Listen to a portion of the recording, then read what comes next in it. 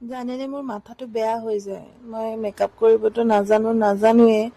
বহুত সময় কমচে কম মই 2-3 ঘণ্টা ইউটিউবত চাই ভাবিলোঁ আজি ফাইনেলি যি আছে লগত সেইখিনি দি মেকআপ অলপমান কৰিম। নহ'লে মই ক'ৰবাত বিয়া যাবৰ কাৰণে মোৰ বহুত লাজ লাগে। কাৰণ কি মই একোৱেই নাজানো আৰু মোৰ চকুৰ তলবোৰ অলপ আজিকালি ক'লা পৰিছে। আগতে পৰা নাছিলে কিন্তু দেই। এই 2 মাহমান হ'ল ভালদৰে ৰাতি টোপনি নাহে, চকুৰ তল ক'লা পৰিছে। তাৰপিছতে চাই ফাইনেলি অলপ চলপ কৰিব চেষ্টা কৰিলোঁ। লাষ্টত চাব দেই মোৰ কি অৱস্থা হ'ল। গোটেইখন মুচিবলগীয়া হ'ল। গোটেই মুচি পেলালোঁ। ইমান কষ্ট কৰিছিলোঁ, চব গোটেই বৰবাদ কৰি পেলালোঁ। মানে এনেকুৱা মোৰ বেয়া হৈছে, মাথা বেয়া হৈ গৈছে জানেনে ৰাইজ। বৰ বেয়াকে মানে নিজৰ ওপৰতে বেয়া লাগে। মেকআপ কৰিব নাজানো। মই ছোৱালীৰ অংশত পৰো নে নপৰো মই নিজেই নাজানো। মানে সাধাৰণ মেকআপ কৰিব নাজানো। লাজ লগা হৈছে মোৰ। কিন্তু এটা সঁচা কথা, মই একেবাৰে মেকআপ বাদ দিয়ক, মই মানে ছানস্ক্ৰীমো লগাই নাযাওঁ, এতিয়াও লগাই নাযাওঁ ক'তো। তেনেকেই মই চলি আহিছোঁ।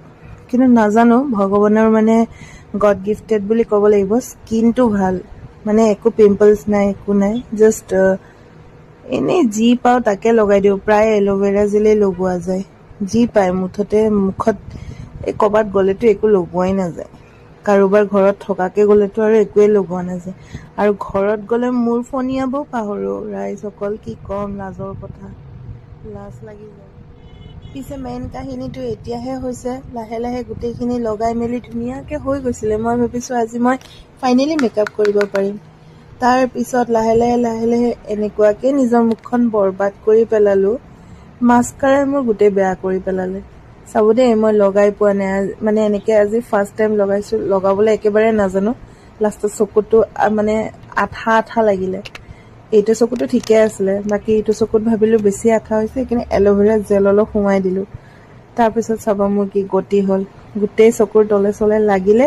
অলপ কৰি মুচোতে খং উঠিলে, ধৈৰ্য নোহোৱাল, বাপেকে গোটেইখিনি মুচি দিলোঁ। গোটেই লৈ পেলাই মুচি দিলোঁ জানেনে। চাব দেই মোৰ কৰ্মকাণ্ড দেখিছেনে, গোটেই চকুত লাগি গৈছে। এইবোৰ কেনেকৈ কৰে, মোৰ যে ধৈৰ্য নাথাকে।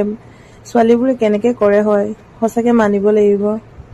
বেলেগে যদি কৰি দিয়ে তেতিয়া অলপ সময় ৰাখিব পাৰিম, কিন্তু গোটেই দিনটো মোৰ দ্বাৰা সম্ভৱ নহ'ব। মই গোটেইখিনি মুচি মেলি চাফা কৰি এতিয়াহে মোৰ মুখখন শান্তি পাইছোঁ জানেনে। এতিয়াহে মোৰ ফ্ৰেছ ফিল হৈছে। বাপৰে বাপ, ইমান বেয়া লাগে। স্কিনটো কিবা অশান্তি লাগিছিলে, এতিয়া বহুত ভাল লাগি আছে।